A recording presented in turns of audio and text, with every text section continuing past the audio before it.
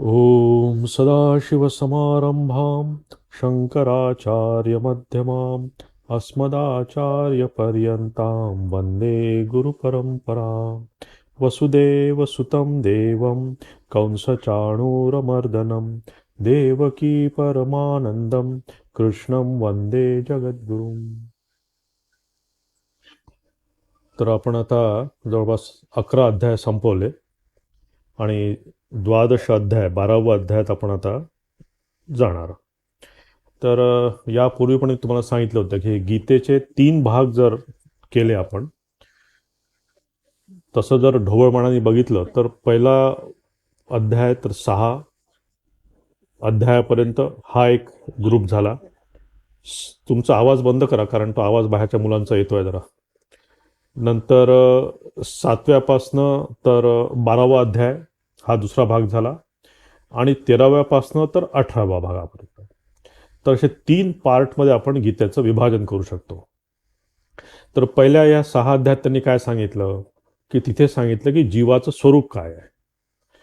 कारण पहिल्या अध्यायामध्ये जेव्हा अर्जुनाला प्रश्न पडला की मी या सगळ्यांना कसं मारणार, काय मारणार, आणि अर्जुनाने मग भगवान श्रीकृष्णाला लेक्चर द्यायला सुरुवात केली की आणि कुलाची प्रतिष्ठा नष्ट होईल, कुल ध्वंस होईल वगैरे वगैरे, त्याला भरपूर तो सांगतो. आणि हे न करता मला युद्ध न करता मला आता जायचं आहे जंगलामध्ये. तर त्यासाठी म्हणून भगवान त्याला जीवाचं स्वरूप सांगतात की जीवाचं खरं स्वरूप काय आहे हे दुसऱ्या अध्यायात आपण बघतो की जीवाचं स्वरूप काय आहे. चैतन्य स्वरूप. जीव चैतन्य सोडून काहीच नाही आहे. कारण तू चैतन्य बघत नाही आहे त्या जीवामध्ये, म्हणून तुझा सगळा हा घोळ होत आहे. आणि त्या विस्तृत आपण दुसरा अध्याय बघितला. नंतर मग लक्षात येतं की नुसतंच आपल्याला सगळ्याला माहिती आहे की चैतन्य काय आहे आपल्यामध्ये, आपण चैतन्य स्वरूप आहे याची फक्त आपल्याला जाण होते, पण त्याचा अनुभव येत नाही.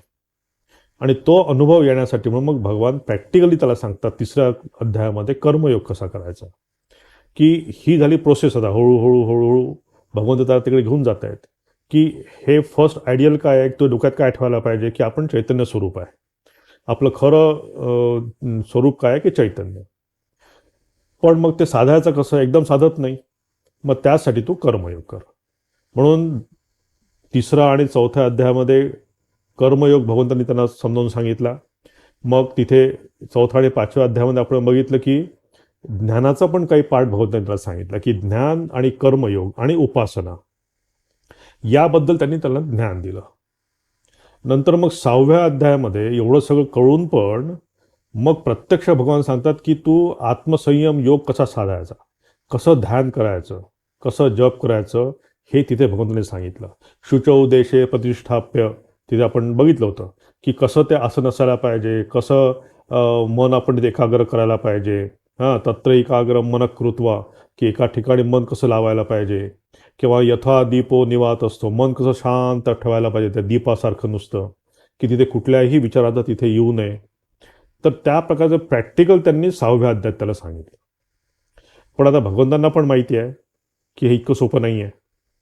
मग पहिल्या अध्यायापासून 6व्या अध्यायापर्यंत सांगून झाल्यानंतर मग 7व्या अध्यायापासून तर 12व्या अध्यायापर्यंत भगवंत मग त्याला ईश्वराचं स्वरूप सांगतात की जीव काय आहे, चैतन्य स्वरूप आहे. आणि मग ईश्वर काय आहे, ईश्वर पण चैतन्य स्वरूप आहे. म्हणजे तू आपण सध्या वेगळं समजतो, ईश्वर वेगळा आहे आणि मी वेगळा आहे. तर ह्या 7व्या अध्यायापासनं भगवंत सांगायला सुरुवात करतात की जीवाचं स्वरूप काय आहे, ईश्वर काय आहे. की ईश्वर काय आहे की जगत कारण ईश्वर आहे. की या आपण हे विस्तृत याच्यापूर्वी बघितलं की जगत कारण ईश्वर कसं आहे. तो निमित्त कारण पण आहे, उपादान कारण पण आहे. हे सगळं भगवंतांनी त्याला सांगितलं की ईश्वराचं हे असं रूप आहे की ईश्वर पण चैतन्य स्वरूप आहे, पण तो जगत कारण आहे आणि त्याच्या ह्या विभूती आहे सगळ्या. मग 10व्या अध्यायात आपण विभूती बघितल्या की तो प्रत्येक कणाकणात प्रत्येक गोष्टीमध्ये कसा आहे तो. तर यज्ञामध्ये काय आहे तर जपयज्ञोस्मी आहे, हत्तींमध्ये काय तर मी ऐरावत आहे. हां, की ह्या अशा वेगवेगळ्या प्रकारे पूर्ण 10वा अध्याय आपण भगवंताच्या विभूती बघितल्या. आणि मग तरीही त्याचं समाधान न झाल्यामुळे त्याला डायरेक्ट दर्शन दिलं भगवंतांनी 11व्या अध्यायामध्ये. ते आपण बघितलं विस्तृत. विश्वरूप दर्शन दिलं त्यांना की जो भगवंत या सगळीकडे आहे तोच भगवंत ह्या प्रत्येक अणुरेणूमध्ये नटलेला आहे, हे त्यांनी बघत सांगितलं. आता हे पहिल्या अध्यायापासनं तर 11व्या अध्यायापर्यंत भगवंतांनी आपल्याला इतकं सगळं सांगितलं. जीवाचं स्वरूप सांगितलं, ईश्वराचं स्वरूप सांगितलं, नंतर कसं ध्यान करायला तरी सांगितलं. तरीही आपलं का होत नाही, तरीही आपण कुठे अडकतो? म्हणजेच काय, की कुठेतरी प्रतिबंध आहे.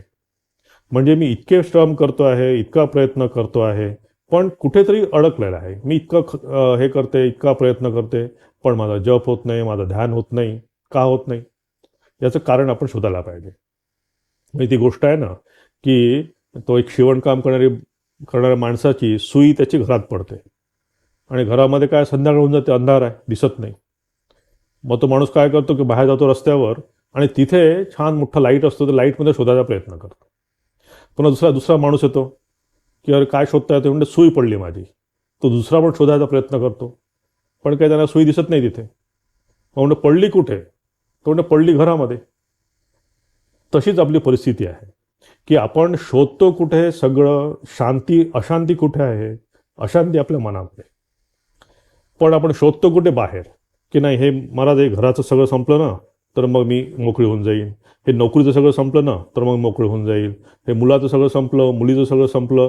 असं करता करता करता नोकरी, घर हे सगळं करत असताना आपण म्हणतो की अशांती ही बाहेर कुठेतरी आहे.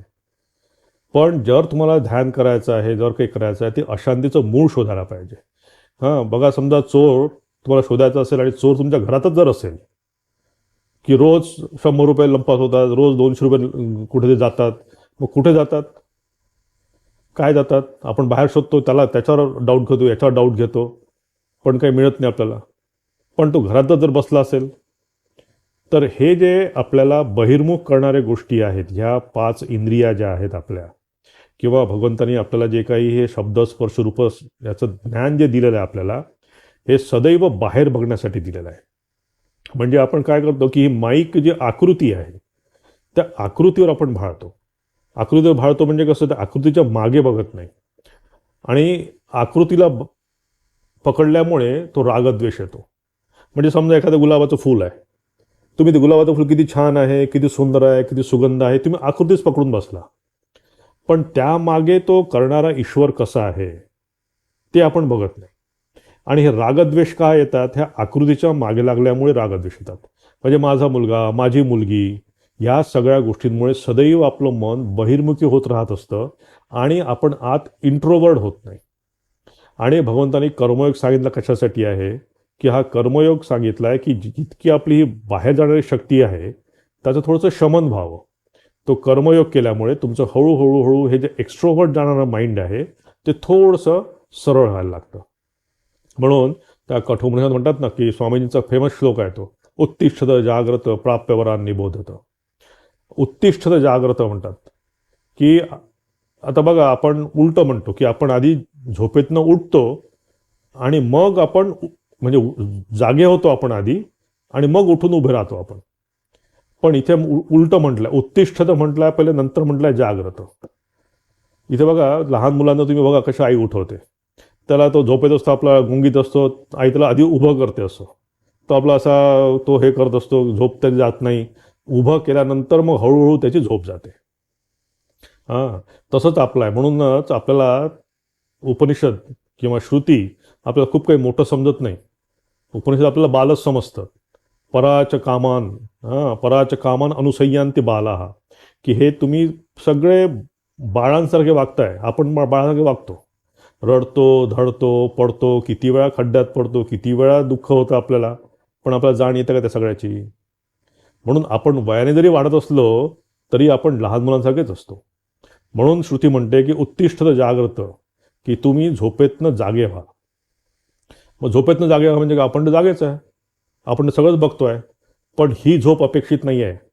ही झोप अपेक्षित आहे की स्वप्नातनं जागे व्हा. तुम्ही हे जे स्वप्न बघताय, स्वप्न कुठलं, की या सगळ्या माईक जगामध्ये मला परमनंट काहीतरी मिळेल, हे धरून ठेवल्यानंतर मला काहीतरी परमनंट मिळणार आहे, हे झालं स्वप्न.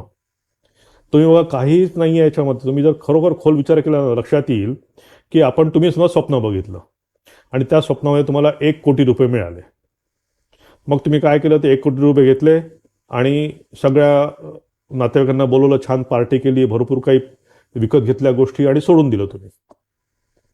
पण ते तुम्ही असं म्हणू शकत नाही की 1 कोटी रुपये राहू दे, मी माझ्या घराला बांधकामासाठी मी ठेवू शकेन. जसे तुम्ही स्वप्नातनं बाहेर येता तसं ते 1 कोटी गेले तुमचे सगळे. तिथे काहीच राहिलं नाही तिथे 1 कोटीमध्ये. म्हणजेच काय झालं की त्या 1 कोटी तुम्हाला फक्त मनामध्ये स्मृती राहिली, स्मृती, फक्त मेमरी आहे की मला ते स्वप्न पडलं होतं आणि मी त्या स्वप्नामध्ये मला 1 कोटी रुपये मिळाले. तर हे सध्याचं जीवन मला सांगा काय आहे की सध्याचं जीवन आपण म्हणतो की हे परमनंट आहे, पण तुम्हाला बालपण फक्त स्मृतीच आहे, तुमचं यौवन फक्त स्मृतीच आहे. म्हणजे तुमच्या ह्या सगळं जीवन या क्षणाला सोडून बाकी सगळं कालपर्यंत जीवन हे सगळं तुमचं स्मृती आहे. म्हणजेच इफ यू कम्पेअर, तुम्ही थोडासा डीप विचार जर केला तर स्वप्नातले ते 1 कोटी रुपये ते तुम्हाला हातात मिळू शकत नाही, कारण ते मिथ्या आहे. आणि तुम्ही कितीही म्हटलं की मला आता बालपण मला पुन्हा घ्यायचं आहे, तुम्ही ते घेऊ शकत नाही. तुम्ही कितीही म्हटलं की मी नाही, त्या माझ्या यौवनामध्ये मी किती धावायचे, किती चालायचे, किती खेळायचे, ते यौवन तुम्हाला परत मिळणार नाही आहे. तुम्हाला फक्त त्या स्मृतीमध्येच जावं लागणार आहे पुन्हा. म्हणजेच काय, स्मृती दोन्ही ठिकाणी कॉमन आहे. स्वप्नात पण तुम्ही स्मृती धरून बसता आणि आत्ता पण स्मृतीच घेतोय आपण. पण असं वाटतं की नाही नाही, हे सगळं परमनंट आहे, हे सगळं असंच राहणार आहे. तर सांगायचा उद्देश कसा की आपण लक्षात ठेवायला पाहिजे की हे सगळं टेम्पररी आहे. म्हणजे तुम्ही कलकत्त्यापासून मुंबईला जायला निघालात तर तुम्हाला बर्थ मिळाला, तो बर्थ फक्त तेवढापुरता मिळाला, तो बर्थ तुमचा परमनंट नाही आहे. हां, हे लक्षात ठेवून जर आपण हळूहळू जीवन हे केलं, कारण हा विवेक या भक्तीमध्ये म्हणा किंवा कुठल्याही या साधनेच्या पथामध्ये हा विवेक फार महत्त्वाचा आहे. कारण ह्या जगाला धरून का बसतो आपण, ती अहंता ममता आपल्यामध्ये आहे म्हणून, रागद्वेष आहे म्हणून. हा रागद्वेष जर या जीवनाचा जर आपण कमी करत गेलो तर हळूहळू आपण तिकडे प्रोग्रेस करू शकतो. म्हणून ते म्हणतात काय, उत्तिष्ठत जागृत प्राप्य वरान निबोधत, की तुम्ही गुरुच्याकडे जा, महापुरुषांकडे जा आणि त्यांचं गायडन्स घ्या.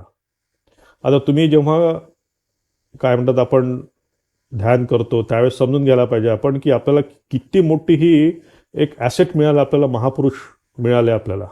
म्हणजे दुर्लभम त्रयमेव वैतत देवानुग्रह हेतुकम मनुष्यत्व मुमुक्षुत्व महापुरुष संश्रय. आपल्याला मनुष्य जन्म मिळाला आहे, हा फार कठीण जन्म आहे, तो आपल्याला मिळाला आहे. तो मिळाल्यानंतर महापुरुषाचा संश्रय पण मिळाला आहे. कुठल्या तरी आपल्या चांगले गुरु मिळाले, श्रीरामकृष्ण मिळाले. श्रीरामकृष्णानंतर त्यांचे डायरेक्ट डिसायपल जे होते सारदारांजी महाराज, त्यांचे शिष्य, त्यांच्याकडून डायरेक्ट मंत्र मिळालेला आहे. तर या लोकांकडनं घेतलेल्या मंत्रांनी जर आपण काय म्हणतात आपण जर मुक्त होणार नसून तर कुठल्या मंत्रांनी मुक्त होणार आहे आपण. तर महापुरुष संश्रय पण मिळाला आहे आपल्याला आणि मुमुक्षुत्व पण आहे आपल्यामध्ये, की आपल्याला मोमुक्षा घ्यायची इच्छा आहे, आपल्याला यातनं सुटायची इच्छा आहे. तर त्यासाठी म्हणून हा प्रतिबंध जर घालवायचा असेल तर गुरुकडे जायला पाहिजे. प्राप्य विरारांनी बोलतो, त्यासाठी तुम्ही जा तिकडे बाहेर. आणि ही बहिर्मुखता कमी करणं हळूहळू, डे बाय डे, हळूहळू जे काही दिवस आपलं चालू आहे. म्हणजे जेव्हा आपण व्यवहार करतो तेव्हा हे पाचही इंद्रियांची आवश्यकता आहे. आता मी जेव्हा ऑफिसमध्ये काम करतो तेव्हा मला पाचही इंद्रिय माझे जर हे होत नसतील तर काही कामाची नाही आहे, मला तर वापर करावाच लागणार आहे सगळं. तर व्यवहारासाठी म्हणून वापरायचं आपण, हा व्यवहार आहे लक्षात ठेवायला पाहिजे. पण तो व्यवहार आपण परमनंट घेऊन बसायचा नाही. तुम्ही स्वप्नात बघा, स्वप्नात तुम्हाला समजा तुम्ही आज 12 वाजता जेवण केलं, छान पोट भरून जेवण केलं आणि तुम्हाला डुलकी लागली, तुम्ही झोपलात आणि स्वप्नात तुम्हाला हे पडलं की मी जंगलात कुठे हरवलेलं आहे, कुठेच रस्ता दिसत नाही आहे, मग मी झाडावर बसलो, 1 दिवस गेला, 2 दिवस गेले आणि प्रचंड पोटात भूक लागलेली आहे. आणि जेव्हा तुम्ही स्वप्नातनं जागे होता तेव्हा तुमचं जे जेवलेलं आहे तेच हजम झालेलं नाही आहे, अजून तेच पूर्ण पचन झालेलं नाही आहे. मग तुम्ही या दोनपैकी कुठल्या याला पकडून ठेवाल? तर असा विवेक आपण सदैव ठेवायला पाहिजे की या जगात पण आपण काहीही गोष्टी पकडू शकत नाही.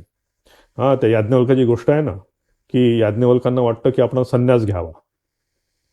मग संन्यास घ्यावा तर आपली जी काही प्रॉपर्टी आहे ती थोडीशी आता विकून टाकायला पाहिजे, म्हणजे भाग करून टाकायला पाहिजे. त्यांना 2 पत्नी होत्या, मैत्रेयी आणि कात्यायनी.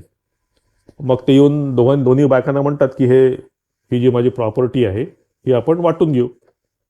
50-50% भाग करतात. कात्यायनी आपली आनंदी होते की चला तुम्हाला संन्यास घ्यायचा आहे, तुम्ही जा, पण ठीक आहे, आय एम हॅपी विथ दिस. मग मैत्रेयी विचारते की हे जे तुम्ही मला देता आहे यांनी मला अमृतत्व मिळणार आहे का, ते जर मिळणार असेल तर मला हे पाहिजे. तर हा जो विवेक आहे की हा विवेक आपल्याला सदैव ठेवायला पाहिजे. जर साधकाला खरोखर जर हे आध्यात्मिक जीवन जर जगायचं असेल, त्याला जर परमनंट शांती पाहिजे असेल, त्याला सदैव आपण हे जे पेंडुलमसारखं कधी सुख कधी दुःख याच्यात होणकळत असतो आपण, त्यातनं त्याला बाहेर काढायला पाहिजे. आणि हे काढण्यासाठी म्हणून आपल्याला जे इंद्रिय आहेत, म्हणून भगवंत म्हणतात की परांची खानी व्यतृणत स्वयंभू, की आपले हे जे इंद्रिय बाहेर बघायचं, सदैव बाहेर बघायचा तिच्यामध्ये, त्या इंद्रियांमध्ये, ते स्वभावताच त्यांचा स्वभाव आहे की ते बॉर्नच त्याच्यासाठी झालं की ते बाहेर बघायसाठी सदैव बाहेर फोटो काढत राहायचे. तुमचा जो मोबाईल आहे, बस कुठे भेटलात की फोटो काढत बसले.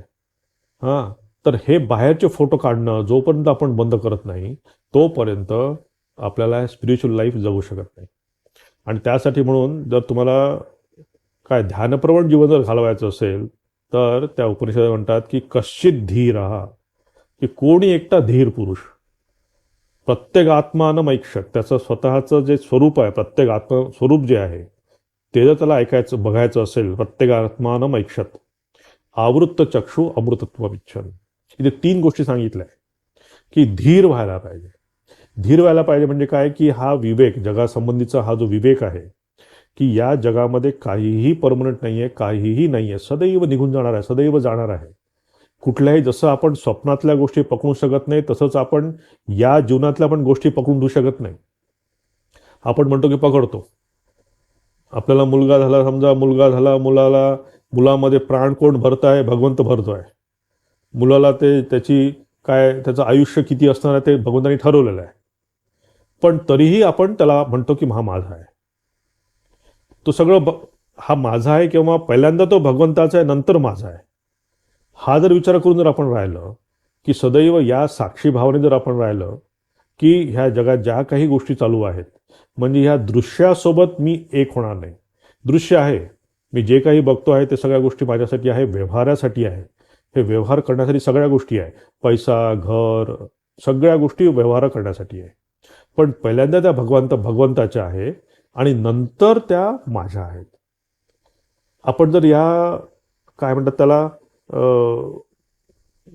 म्हणजे तुम्ही बघा हिमालयात जेव्हा जाता ना, ते काही काही म्हणतात की हिमालयामध्ये अशा काही काही व्हॅलीज आहेत मोठ्या मोठ्या. तुम्ही जेव्हा हिमालयामध्ये प्रवास करता तेव्हा खूप सुंदर फुलं दिसतात आणि त्याचा खरा सुगंध असतो, म्हणजे तुमचे डोळे दिपून जातील इतकं सौंदर्य असतात म्हणतात ते.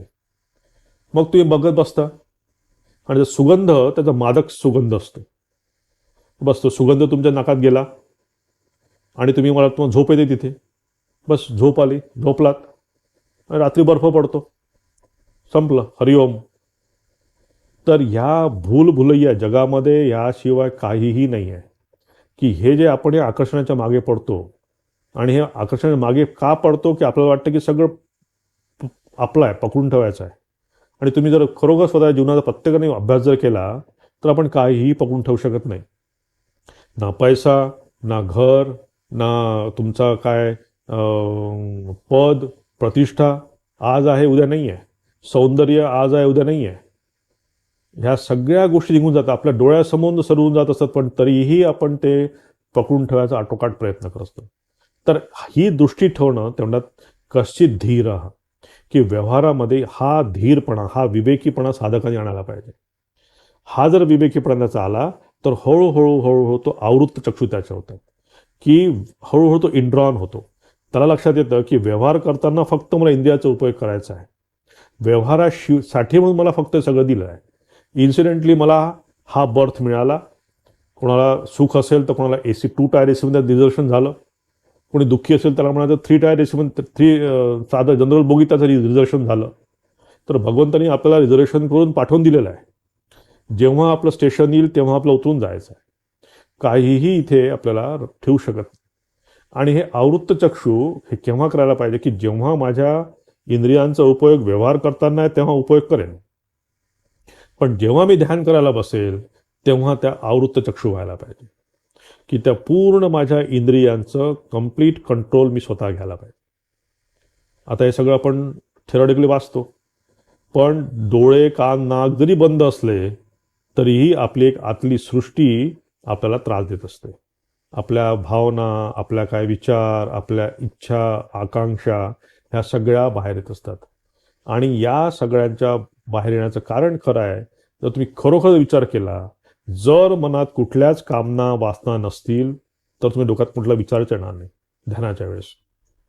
आपल्या कामना, वासनाच्या अनुरूप आपल्या मनामध्ये विचार येतात.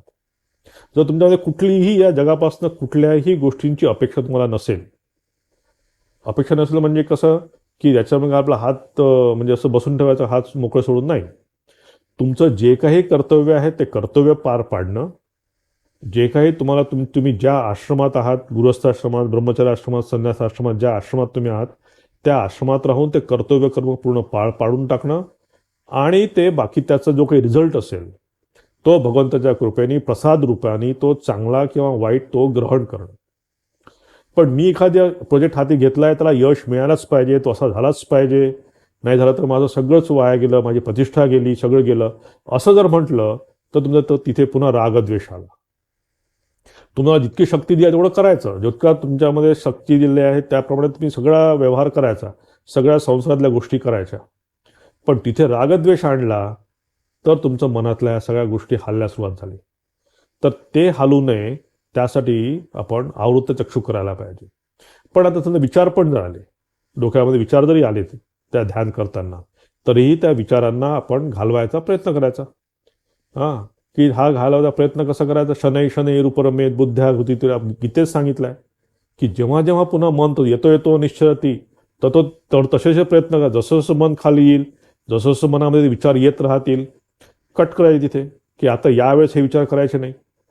बऱ्याच वेळा आपण शांत बसले असतो ध्यानाला आणि त्यावेळेस विचार येतात, तर ते त्यावेळेस काय करायचं की त्याला मर्सिलियसली कट करायचं. बरेच वेळा कसे असं खूप सुखकारक विचार असतात आणि त्या विचारांसोबत आपण त्याला भरवून घेऊन जातो, त्याच्यावर बसून आपण छान, आपल्याला कारण छान वाटतं ते मनाला. कधी तुम्हाला काही दुःखकारक काही अनुभव आले असतील तर त्या दुःखाच्या अनुभवामध्ये पण आपण रममाण व्हायचा प्रयत्न करतो. मनाला काहीतरी पाहिजे असतं, तर त्यावेळेस तुम्ही जर मर्सिलेसली जर तुम्ही ते काढलं नाही, तुम्ही त्याला ते उडून लावलं नाही, तर तुम्हाला ते ध्यानात कधी बसणं शक्य नाही. म्हणून ते म्हणतात की आवृत्त चक्षु.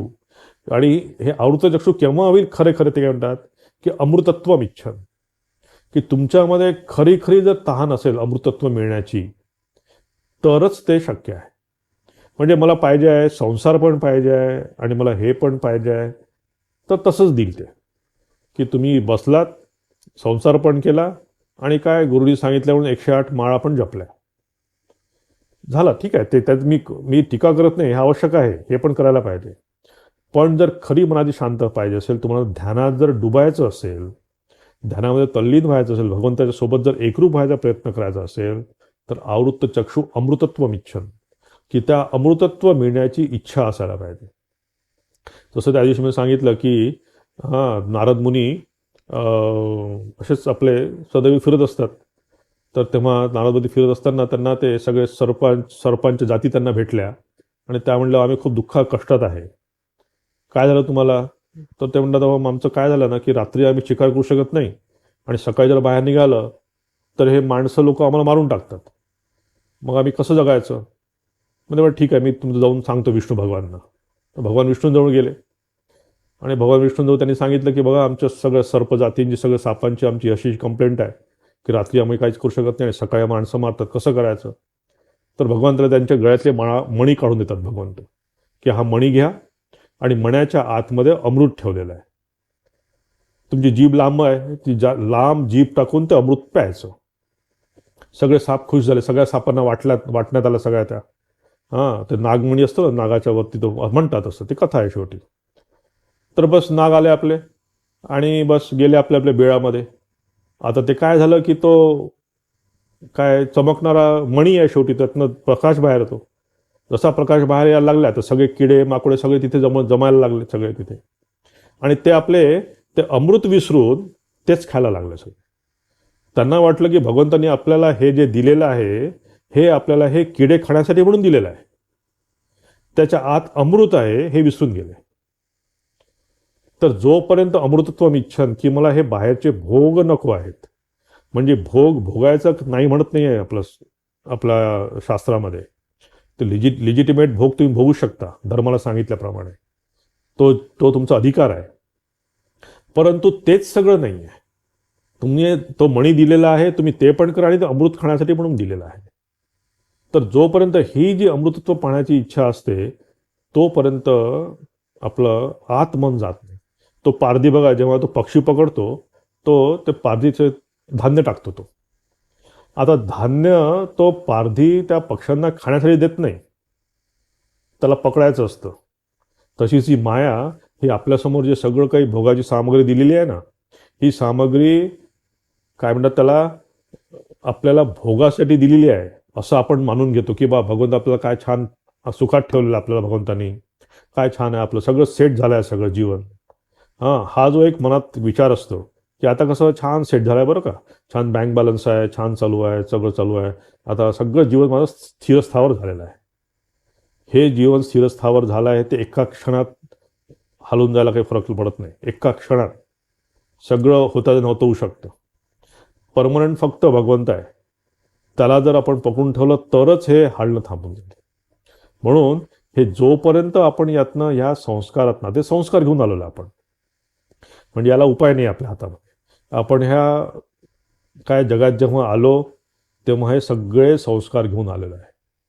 आणि म्हणूनच ते म्हणतात ना की त्या आत्म्याला म्हणतात ज्योतिरिव अधूमक, की त्याची जी ज्योत आहे त्याच्यामध्ये धूर नसतो. थोडक्यात मी एक जसं रेफरन्स देतो, उपनिषद सांगितलेलं आहे. पण आपल्याला ध्यान का होत नाही, आपलं जे असतं ना ते ओलं लाकूड आहे आपलं. तर लाकूड ओलं असल्यामुळे, आता बघा, त्या लाकूड ओलं आहे म्हणूनच त्याच्यात रस पण मिळतोय संसारामध्ये. बघा, संसारात रस नाही असं म्हणू शकत नाही आपण. संसारात रस का मिळतोय, कारण त्यात रस आहे. पण जेव्हा तो या जळायला सुरुवात होतो तेव्हा धूरच काढतो तो.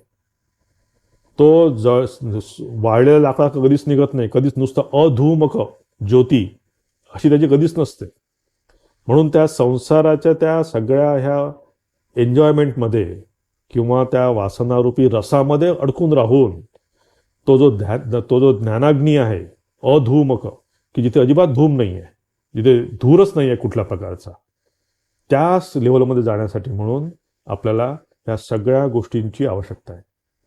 पहिली गोष्ट म्हणजे हे आपले सगळे आवृत्त चक्षु या जगाच्या व्यवहारासाठी आपल्याला दिलेलं आहे सगळे. जसा तो मणी त्यांना अमृत प्यायचे दिला आहे, पण ते आता काय विचार करतायत की तो मणी आपल्याला हे सगळं त्या लाईटमध्ये सगळे येणारे किडे खाण्यासाठी म्हणून दिलेलं आहे, ही त्यांची कल्पना झाली आहे. आपल्याला हे जे सगळ्या भगवंताचं मंदिर दिलेलं आहे पूर्ण शरीराचं, किती उत्कृष्ट शरीर दिलं आहे भगवंताने, आणि या शरीरामध्ये याच मनाने आपण भगवंताचा लाभ करून घेऊ शकतो. फक्त तो आत जो दडलेला आहे, बाकी बाहेर कुठेच नाही आहे, ती सुई बाहेर पडलेलीच नाही आहे. सुई आहे आतमध्येच, तो आतमध्येच दडलेला आहे. तिथून त्याला आपण कसं बाहेर काढायचं हा आपल्यामध्ये, म्हणजे आपल्यावर डिपेंड करतं ते. आणि त्यासाठी भगवंताने आपल्याला सांगितलं, कर्मयोग सांगितला. आता हे कसं एकदम तुम्ही ध्यान एका दिवशी होत नसतं. त्यासाठी ही जी आपली एक्स्ट्रोवर्ट जाणारी जी वृत्ती आहे ती आपण कर्मयोग करून हळूहळू तिला घालवायला पाहिजे. म्हणजे तुम्ही जर डोळे बंद करून दाबून जर ध्यान करायला बसले तर त्याचे दुरुपयोग आहेत पुन्हा. तर तसंही करू नये. आत्ताच आपलं ध्यान कसं आहे, ठाकूरांनी सांगितल्यासारखं, की ठाकूर म्हणतात ना की ते माकडं झाडावर बसलेले असतात, शांत बसलेले असतात ते माकडं. पण ठाकूर म्हणतात माकडं काय विचार करत असतात की कुठल्या बागेमध्ये कुठले आंबे आहेत, आता कुठल्या बागेमध्ये कुठलं फळ आलं असेल, त्याचा विचार मनात चालू असतो. बसलेले दिसतात ते माकडं शांतपणे, पण मनामध्ये सगळा विचार चालू असतो, काय आपल्याला कुठलं आता उद्या कुठे जाऊन धाड मारायची आपल्याला. तसं आपलं मन असतं की बाहेरून दिसतं शांत, पण आतमध्ये प्रचंड उलथापालथ होत असते. आणि ती उलथापालथ घालण्यासाठी म्हणून 2 स्टेप सांगितल्या आहे, कर्म आणि उपासना. म्हणजे जोपर्यंत तुम्ही कर्म करत नाही, कर्मयोग करत नाही, मग तो कुठल्याही प्रकारचा तुम्ही करा. आपल्या शास्त्रात जसे पंचमहायज्ञ सांगितले आहेत, तर पंचमहायज्ञाचं पूर्ण व्यवस्थित पालन करा. हां, किंवा तुम्ही जे जे काही करू शकता लोकोपयोगी आणि निस्वार्थ भावे जर आपण करू शकलो ते येईल 12व्या अध्यायामध्ये. आपण थोडंफार त्याचा आपण स्पष्ट होईल त्या सब्जेक्टचा. तर ते जर आपण करू शकलो तर ते करायला पाहिजे. आणि त्यासोबत उपासना पण आवश्यक आहे. कारण उपासना तुम्हाला तुमचं मन केंद्रित करायला मदत करते. म्हणजे एक्स्ट्रोवर्ट झालेलं मन आत आणण्यासाठी ही उपासना फार महत्त्वाची आहे. आणि जेव्हा आपण ध्यान करतो, ध्यानासाठी म्हणून प्रत्येकाच्या गुरूंनी जी काही मेथड सांगितलेली आहे त्या मेथडप्रमाणे जर आपण करत गेलो आणि जेव्हा आपण म्हणजे ही उपासना कशासाठी आहे की तुमचं मन केंद्रित करायसाठी. आता आपलं मन केंद्रित होत नाही ना कुठल्या ऑब्जेक्टवर, तर तो जो मंत्र आहे किंवा त्या मंत्राचं उच्चारण जे आहे त्यावर आपण जास्त केंद्रित करायला पाहिजे. बरेच वेळा काय होतं ना की आपण जप करायला बसतो, माळा फिरवतो, पण तो नुसता मंत्र रिधमिक होतो, मंत्रात उच्चारण ठीक होत नाही. बघा, तुम्ही जस्ट अनुभव करा की नुसतंच एका रिधममध्ये जय रामकृष्ण जय रामकृष्ण जय रामकृष्ण जय जय बस असा रिधममध्ये होतं, जय पूर्ण उच्चारलाच जात नाही. तुम्ही म्हणता म्हणता म्हणता म्हणता तो एक असा धोपट एक क्लीन असा म्हणजे तो होऊन जातो. पण तसं न करता तुम्हाला जर कॉन्सन्ट्रेट करायचं आहे तर पहिल्यांदा त्या जपाच्या उच्चारणावर कंट्रोल करायला पाहिजे की किती ते स्पष्ट होईल. संख्या वेगळी, संख्यानंतर होत बसेल, पण तो झाला आणि त्यासोबत ते होत असताना म्हणजे आता प्रत्येक गुरूंनी वेगळं सांगितलं आहे, पण जनरली जर रामकृष्ण मिशनचे जर कोणी साधक असतील त्यांच्यामध्ये सांगतात की मानस तुम्ही पूजा करा किंवा हे सगळं करा. तर ती जी प्रोसेस झाल्यानंतर आपण ज्या मंत्राचं उच्चारण करत असताना, स्पष्ट उच्चारण करत असताना जर आपण हृदयात बसलेल्या श्रीरामकृष्णांना जर बघायचा प्रयत्न केला, जसं दिसेल जसे दिसतील, तर बघा तुमचं माइंड तिथे फोकस व्हायचा प्रयत्न करा. हो हो हो हो तिथे फोकस होईल. आणि हा असा करता करता करता करता हीच प्रोसेस आहे. असं करता करता तुमचं एक वेळा ध्यान पण होईल. तर ध्यान नुसतंच आपण बरेच वेळा मेडिटेशनचं बाहेर बरंचसं फॅड निघालं आहे, मेडिटेशन करा मेडिटेशन करा, त्या सगळ्या गोष्टी आपण मेडिटेशन एका दिवसात होत नाही, इतकं सहज नाही आहे ते. कारण त्या वृत्ती आपल्या सदैव बाहेर जाणाऱ्या असतात. म्हणून त्यासाठी म्हणून आपल्या इथे सांगितलं, मगाशी सांगितलं की धीर व्हायला पाहिजे की या व्यवहारामध्ये. कारण आपण दिवसाचे जवळपास 14 तास म्हणा जवळपास व्यवहार करत असतो आपण. या व्यवहारामध्ये आपण जर साक्षी भावाने धीर स्थिरपणे या जगाचं खरं स्वरूप घेऊन याच्यामध्ये स्वतःचा राग आणि काय सगळ्या ह्या गोष्टी अहमम न आणता जर आपण व्यवहार केला आणि त्या व्यवहार करताना जे काही सुख मिळतं त्या सुखाने आपण खूप हर्षित पण होऊ नये आणि दुःख मिळालं म्हणून खूप खाली पण जाऊ नये. तिथे जर समान जर आपण आपलं स्वतः मन ठेवू शकलो, एक तिथे तारतम्य आपण तेवढं जर ठेवू शकलो व्यवहारामध्ये, धीर. दुसरी गोष्ट आहे आवृत्त चक्षु. जेव्हा आपण ध्यान करायला बसतो तेव्हा ह्या सगळ्या पूर्ण ज्या आपल्या इंद्रिय आहेत त्यांना आवृत्त करायला प्रयत्न करणं. आणि सगळ्यात महत्त्वाची गोष्ट आहे अमृतत्वम इच्छा. तुम्हाला काय पाहिजे त्याच्यावर डिपेंड करतं. म्हणजे या 12व्या अध्यायात आपण बघू की तिथे भगवंत आपल्याला सांगत नाही की बाबा तुम्ही काही तुमच्या ह्या ज्या काही कामना वासना आहे त्या सगळ्या सोडून द्या, त्याच्यावर तिलांजली द्या, असं म्हणत नाही भगवान. तुम्ही त्या पण पुरवा, त्या पण करा, पण त्याच्यामध्ये पण थोडंसं ज्ञान असू, त्याच्यामध्ये पण तारतम्य असू द्या. म्हणून आपल्या जे धर्म अर्थ काम मोक्षाच्या ठिकाणी पहिल्यांदा धर्म सांगितलं आहे की धर्माला धरून तुम्ही अर्थ करा, धर्माला धरून तुम्ही काम घ्या, एन्जॉयमेंट करा. इथे काहीच नाही आहे, चुकीचं काहीच नाही आहे. जर असं नसतं तर या ऋषीमुनींना एवढं ज्ञान झालंच नसतं. कारण सगळेच ऋषीमुनी जे आहेत ते संसारी लोक आहेत. सगळेच मोठे मोठे, जसं आता आम्ही रामकृष्ण मिशनच्या मोठ्या मोठ्या इन्स्टिट्यूट चालवतो आहे, तेव्हाच्या काळामध्ये तसे ते त्याप्रमाणे मोठे मोठे आश्रम होते त्यांचे. ते आश्रम चालवायचे आणि सगळे इतके विद्यार्थ्यांना सगळं ते सांभाळायचे, इतक्या कामात ते मग्न होते, पुन्हा संसारी होते. पण तरीही त्यांना एवढं प्रचंड ज्ञान झालेलं आहे. हे ज्ञान त्यांना कसं झालं? कारण त्यांनी या कर्मयोगातनंच ते गेले आणि त्या करता करताच त्यांनी या कर्मयोग आणि उपासना या दोघांचा समन्वय साधून मग ते त्या ज्ञानाकडे गेलेले आहेत. आणि मग त्यांना भगवंताने त्याच्यावर काय म्हणतात त्याला कृपा केली त्यांच्यावर. काय तर ही गोष्ट आपण ध्यान करताना लक्ष ठेवली. कारण काय आता हा प्रत्येकाच्या संस्कारावर डिपेंड करतो.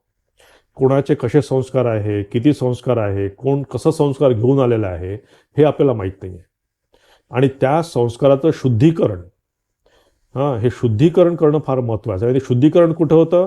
ते बुद्धीमध्ये होतं. तर या संस्काराला जर बघायचं असेल तुम्हाला तर तुम्ही स्वतःला ओळखू शकता की माझ्यामध्ये कुठले संस्कार जास्त आहेत, कुठल्या प्रकारच्या वासना माझ्यामध्ये जास्त आहेत, कुठल्या गोष्टींकडे माझं मन जास्त आकर्षित होतं. या गोष्टी आपण समजू शकतो.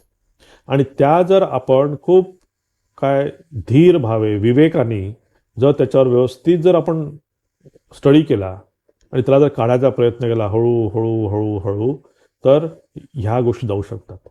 तर सगळ्यात ह्या ध्यानाच्या प्रोसेसमध्ये सगळ्यात मोठं आकर्षण काय आहे? अमृतत्वम इच्छन. की जोपर्यंत तुम्हाला ती इच्छा तयार होत नाही, जोपर्यंत तुमच्यामध्ये त्या प्रकारचं वैराग्य तयार होत नाही, त्या प्रकारची इच्छा तयार होत नाही.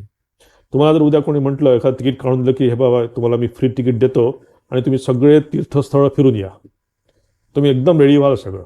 म्हणजे काय तुमच्या सुट्ट्या बिट्ट्या काढून तुम्ही सगळं एकदम रेडी व्हाल, कारण तुम्ही इच्छा आहे तीर्थक्षेत्रात दर्शन घ्यावं. तर त्यासाठी तुम्ही बाकी सगळ्या गोष्टी ॲडजस्ट कराल. त्यासाठी इतर गोष्टी जर तुम्ही सगळ्या गोष्टी मग काय त्याला म्हणतो ना आपण की ठेवून दिला तुम्ही त्या गोष्टी, नंतर बघू, आता इतकं काय अर्जंट नाही ह्या गोष्टी, त्या नंतर पण होतील. पण तसंच जर या जीवनामध्ये जर आपल्याला अमृतत्वम इच्छांची जर इच्छा असेल, त्या अमृत पाहायचे असेल, तर बाकी गोष्टी ज्या आहेत, बाकी ज्या काही आपल्या ह्या रागलोभाला घेऊन किंवा या संसाराला घेऊन बाकी ज्या गोष्टी आहेत त्या गोष्टी होत राहतील, संसार होत राहील, संसार जातो कुठं आहे. पण आता होतं कसं ना की पहिल्यांदा आपल्या सांसारिक गोष्टी आपण घेतो आणि मग भगवंताला बघतो. पण आधी जर आपण आपल्या लिस्टमध्ये जर भगवंतांना बघायचं ठरवलं आणि त्याच्या अनुसार जर संसारातल्या गोष्टी ॲडजस्ट केल्या, तर बघा किती चांगलं होऊ शकतं. आणि करून बघा की तसं जर होत नसेल तर होईल हळूहळू, आज होणार नाही. शनै शनै रूपरमेत बुद्ध्या धृती गृहीतया, की हळूहळू एक एक स्टेप करता करता करता होत राहील. पण ते कुठेतरी स्टार्ट व्हायला पाहिजे. आणि हे एवढं चांगलं सगळं जीवन मिळालं असताना, महापुरुष संशय आपल्याला मिळाला असताना, जर आपण ते या जन्मात जर आपण त्याचा उपयोग नाही करू शकलो, तर उपनिषद म्हणतं महती विनष्टी, की याच्यासारखा विनाश दुसरा कुठला नाही. की हे जर जीवन मिळून जर आपण आपलं आत्मतत्व जर आपण शोधू नाही शकलो, तर महती विनष्टी. मग पुन्हा काय दगडधोंड व्हायचं की हजारो वर्षाचं ते वडाचं पिंपळाचं झाड होऊन बसायचं, हे आपल्या हातात नाही आहे. म्हणून ह्या 3 गोष्टी आपण लक्षात ठेवायला पाहिजे. जर ध्यानप्रवण जीवन जर जायचं असेल आपल्याला, तर ह्या 3 गोष्टी लक्षात ठेवायला पाहिजे. आणि हे 11 अध्याय आपण जे बघितले, ह्या 11 अध्यायाचा हा इतकं होऊन पण जर आपल्याला लक्षात येत नसेल, इतकं सगळं भगवंतांनी वेगवेगळ्या प्रकारे सांगून पण जर आपल्या मनामध्ये जर ती इच्छा उत्पन्न होत नसेल, तर लक्षात घ्यायला पाहिजे की आपल्या प्रयत्नांमध्ये कुठेतरी खोट पडलेली आहे. आपण जे प्रयत्न करतोय ते अपुरे आहेत किंवा तो प्रतिबंध जास्त आहे. म्हणजे बरेच वेळा असतं ना की कुठे कुठे तुम्ही जशी बोरवेल लावली 50 फुटामध्ये पाणी येतं आणि कुठे कुठे 500 फूट तुम्हाला जावं लागतं. म्हणजे काय आहे की जिथे 500 फूट तुम्हाला जावं तिथे प्रतिबंध जास्त आहेत, लेयर्स जास्त आहे. आता ह्या लेयर्स कशा जास्त आहेत, त्याला उपाय नाही आपल्याजवळ. तसंच आपल्या शुद्धीकरणासाठी जर आपल्याला प्रतिबंध खूप असतील, खूप कठीण होत असेल, तर समजायचं आपल्याला त्यासाठी म्हणून जास्त प्रयत्न करावे लागतात आणि त्यासाठी म्हणून भगवंतांना प्रार्थना करावी लागते. म्हणजे भगवंतांना प्रार्थना करून काय मिळू शकत नाही आपल्याला. भगवंत तुम्हाला एका दगडामध्ये स्वतःचं रूप दाखवू शकतो. तुम्ही एका दगडाची पूर्ण भावपूर्ण पूजा करा, त्या एवढ्या मोठ्या परमेश्वरात प्रत्यक्ष त्या दगडात येऊन तुम्हाला दर्शन द्यावं लागेल त्याला. तर एवढं तो भगवंत करू शकतो, तर तुमचे प्रतिबंध नाहीसे करू शकणार नाही. तसं तुम्ही जर प्रार्थना केली भगवंतांना, आतून जर ती खरोखर प्रार्थना असेल, तर जे काही हे संस्कार आहेत, प्रतिबंध आहेत, हे सगळे आपले निघून जाऊ शकतात. पण खरी इच्छा पाहिजे ती अमृतत्व पाहायची. ती इच्छा असेल तर सगळं होऊ शकतं. तर या प्रकारे आपण हे थोडीशी भूमिका केली या अध्यायाची. पुढच्या क्लासमध्ये आपण या अध्यायामध्ये आपण प्रवेश करू. थांबू इथेच आपण. ओम शांती शांती शांती. हरि ओम तत्सत. श्रीरामकृष्णार्पणमस्तु.